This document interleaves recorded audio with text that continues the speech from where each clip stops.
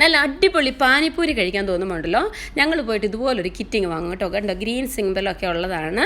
അപ്പോൾ direction four use അവിടെ എഴുതിയിട്ടുണ്ട്. പിന്നെ പ്രത്യേകം ശ്രദ്ധിക്കണേ, ഈ FSSAI എന്നുള്ളൊരു കോഡ് ഉണ്ടെങ്കിൽ അത് നമുക്ക് ആരോഗ്യത്തിന് ഹാനികരമായിട്ടുള്ളതൊന്നും അതിനകത്ത് ഇല്ല എന്നുള്ളത് നമുക്ക് ഉറപ്പിക്കാം കേട്ടോ. അപ്പോൾ ഇതിനകത്ത് ഈ പാനിപ്പൂരി കിറ്റിനകത്ത് 3 പാക്കറ്റുകളാണുള്ളത്.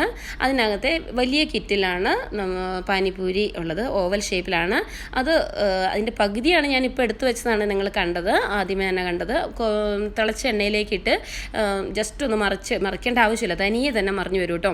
നല്ല അടിപൊളി പാനിപ്പൂരി റെഡിയായിട്ട് വരും. ഇനി അതിനകത്തുള്ള ചെറിയ ചെറിയ കിറ്റുകൾ, ഒരെണ്ണത്തിനകത്ത് സ്വീറ്റ് ഫ്ലേവറും മറ്റേതിൽ നല്ല പുളിയുടെ ടേസ്റ്റുമാണ് കേട്ടോ. അപ്പോൾ ഇതിനകത്തൊന്നും കുറച്ച് മാത്രം എടുത്തിട്ട് സാധാ വെള്ളം ഒഴിച്ച് മിക്സ് ചെയ്യുക. മിക്സ് ചെയ്ത് വെച്ചിരിക്കുന്നതാണ്. അപ്പോൾ നമ്മുടെ ആവശ്യത്തിനനുസരിച്ച് എല്ലാം കൂടി ചേർത്ത് നല്ല പോലെ സെറ്റ് ചെയ്ത് എടുത്തിട്ടുണ്ടെങ്കിൽ